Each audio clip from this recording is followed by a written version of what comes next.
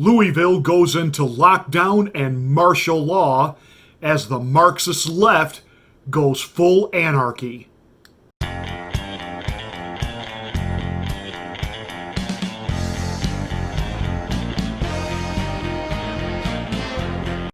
Well, the indictments are in, the left didn't get what they wanted, and of course, Colin Kaepernick wants now police abolished because, well, they're just a bunch of white supremacists, and it's a white supremacist institution.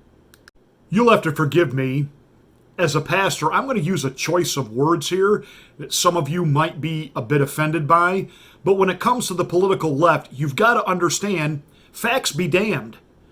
They have a narrative, an emotional, reactive narrative that they want everybody else caught up in. They've set the narrative that this was a racially motivated murder by the police. And the facts do not bear that out. And because the grand jury did not find the narrative, well, then obviously the grand jury is racist.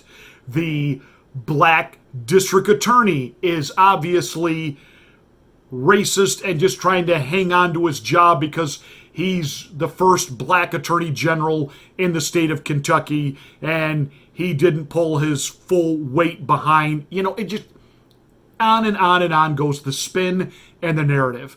But probably the most unconscionable reaction is the one that comes from Joy Reid over at MSNBC. What this indictment says of just this one officer, leaving the other two officers completely innocent, apparently, right? Officers Cosgrove and Mattingly did nothing wrong, according to this indictment.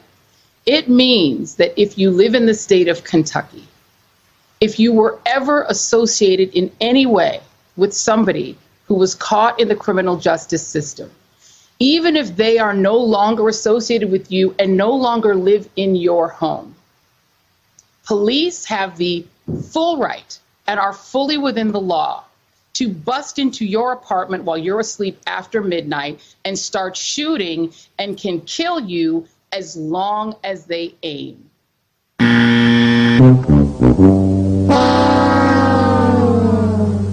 So sorry if they bust in and they start licking off shots and you get killed. Your death is irrelevant to the law in the state of Kentucky. Your death doesn't matter. Your life doesn't matter. This was a Black Lives Don't Matter ruling because they said that her life was irrelevant, that the life of her boyfriend who was in the apartment with her didn't matter.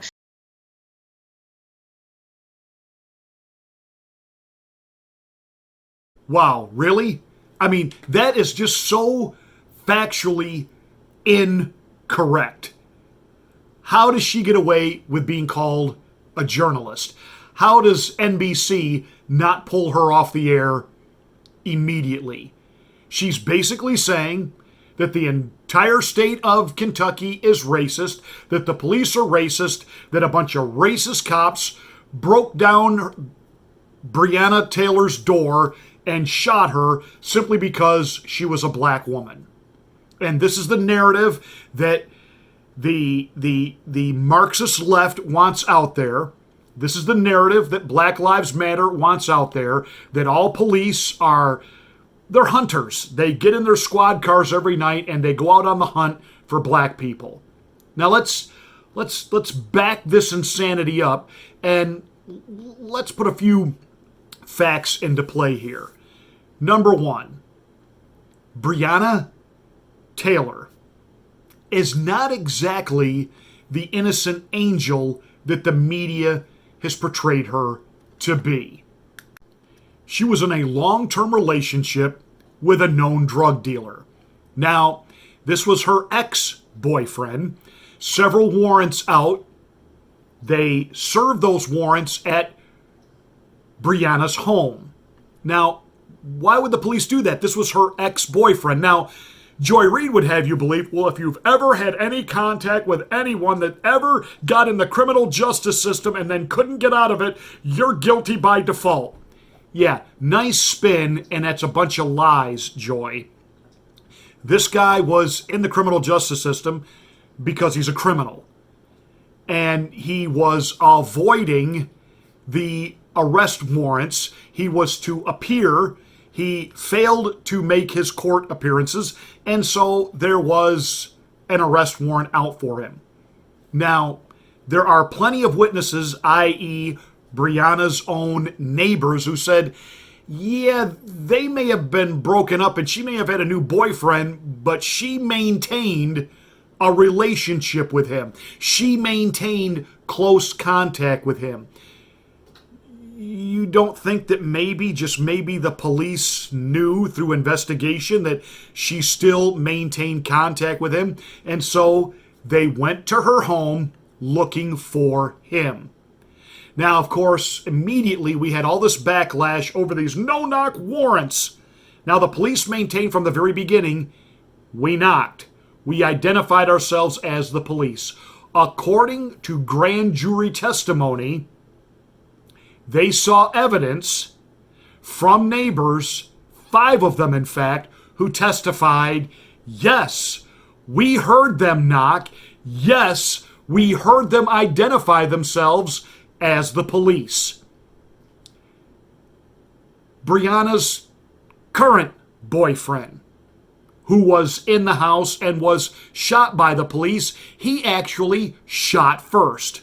Now again, Joy Reid and her little political commentary there on MSNBC made it sound like the police just busted the door down and started shooting. No, nay, again, factually incorrect. And Joy, you're not just some blogger giving an opinion.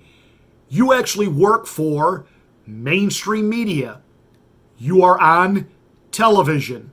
Is there no journalistic standards at NBC anymore? I mean, did that all die with David Brinkley? I mean, even Tom Brokaw would cringe a little bit at the way you described what went down that night. The police clearly identified themselves. They knocked. The boyfriend acknowledged that he heard the knock, and when they came in, his version is he started shooting at them because he didn't know they were the police. Okay, you heard the knock, but you didn't hear him yell, police. It's a kind of a thin argument, especially when the neighbors heard them clearly say, police. He shot first. He admits that. He shot first. The police shot back. Now, of the 3 police officers who shot, only 1 has been charged, and not with the, quote, murder of Breonna Taylor, which is what Black Lives Matter and all the rioters in the streets wanted. No. It was with a wanton disregard, a careless action that bullets going through the walls went into the neighboring people in the apartments' homes. More than likely, he's going to be, even though those were the charges that came out today, he is probably going to be found innocent. Because again, it's been proven, they knocked, they identified themselves as the police, bullets came out the apartment door at them. Yes, he shot into the apartment several times. Dark, unable to see, he's going to be able to make the case, we were shot at first, I was trying to lay down some ground fire so that other officers could enter and apprehend the individual doing the shooting. I think a trial jury sets him free, and that will set Louisville up for even more rioting. Because at the end of the day, and I said this with regard to Ruth Bader Ginsburg, the left is sending a very clear message this summer going into fall. Do what we want, or we're going to burn everything down. You will give in to us, and no one will get hurt. And so this is the narrative. This is what they're doing now. You need to understand that this is what Joe Biden has aligned himself with. You need to understand that a Joe Biden presidency basically means that every leftist Marxist nutcase is going to be given the verdict they want, the outcome they want, because it's the only way that a Biden administration will know how to, quote, keep the peace, which basically means allow these homegrown terrorists to have their own way. Remember, it was the Biden administration that gave Iran money. Oh, I'm sorry, the Obama administration. But Joe loves to, talk about he and Barack as basically a 50-50 team and everything was a joint decision. Yeah, we paid a terrorist regime, Iran, billions of dollars. We paid North Korea. Bill Clinton paid North Korea. North Korea found out Donald Trump doesn't pay. He doesn't write checks. Behave or we'll remove you from the map. It's a pretty simple concept. And Shazam, Batman, North Korea got in line. Every once in a while they try to saber rattle a little bit, especially during this political climate season right now, and trying to stir the waters and get people talking about, oh no, on top of everything else going wrong, Kim Jong-un is over there and he's I promise you, President Trump and the military, they're not the least bit nervous about Kim Jong-un. So, that said, Joe Biden has only proven that the only thing that he knows how to do is appeasement with our enemies. Remember, they couldn't even handle and contain ISIS.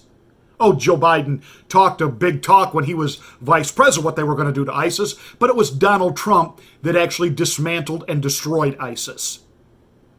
You know why? Because he wasn't fighting it for the TV cameras. He just turned his generals loose and said, do what needs to be done. Oh, and we got political hacks like Mad Dog Mattis out of there who only want to be known for being tough, and they're part of that military-industrial complex, but you don't ever want to actually finish a war because, well, then there's no need for you to be the expert.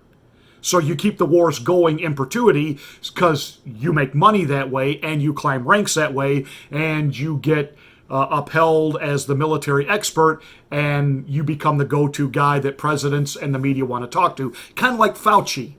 Isn't it amazing? On the same day, Fauci appears on Capitol Hill basically stating he and the guy from the CDC that we're going to have to wear these masks until next July.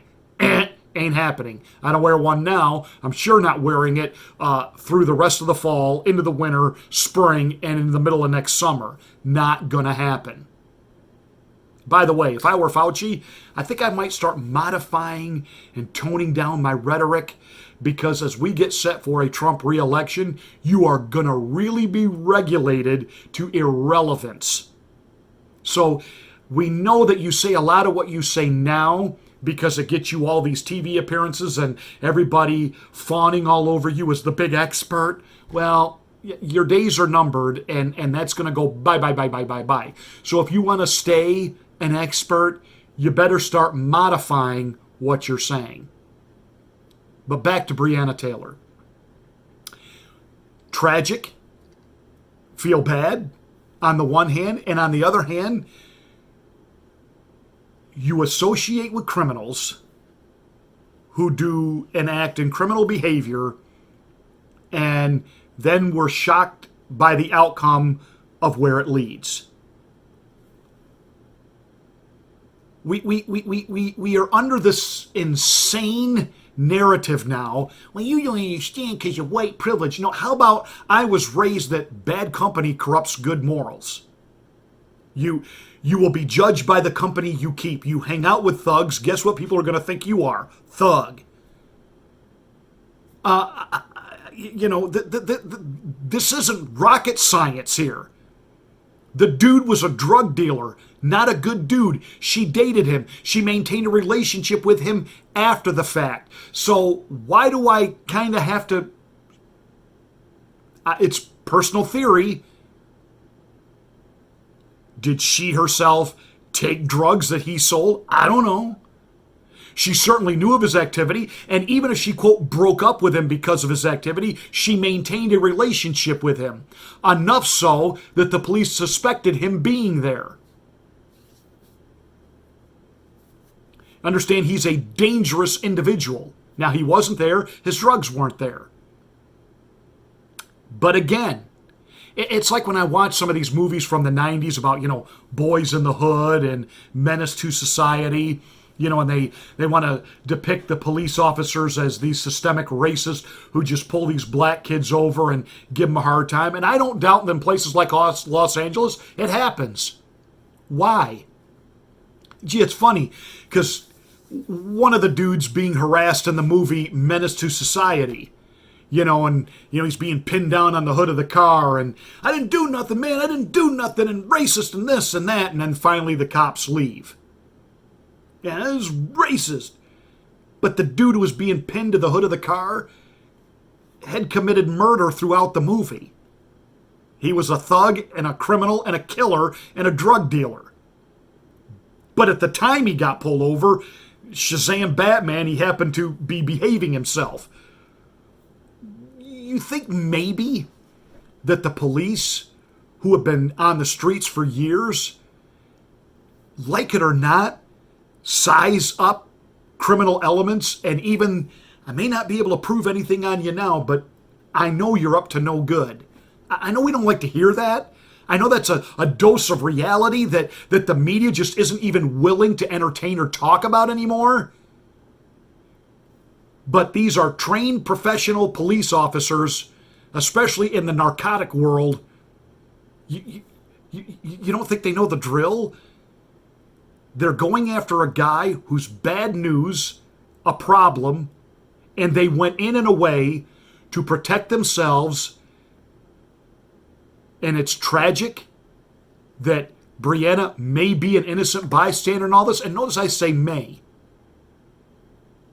Again, she maintained a relationship with the criminal element. Why? The current boyfriend, shot first. Why was he armed? What's his story? So instead, Louisville does the politically expedient thing. They pay Breonna's mother $12 million. They fire a police officer that they're now going to have take the heat for all of this. And again, I believe in a jury trial, he will be found innocent. Again, they knocked. They identified themselves as the police. Neighbors heard it. The shots came out from inside first, meaning the boyfriend shot first. The police shot back. Breonna ended up dead. It's tragic on one hand, and on the other hand, I'm sorry, it's predictable. And that's a dose of reality that the left just can't handle. So what is their response? Anarchy. Burn it all down. Destroy it all. And understand, that's the group of people that Joe Biden clearly identifies with. Well, that's it for this rant. Thank you so much for watching. Give us a thumbs up and a like. Make sure that you share this video if you can to your social media platforms. Help us get the word out. Smack the bell and click the word all to get notification of my next rant.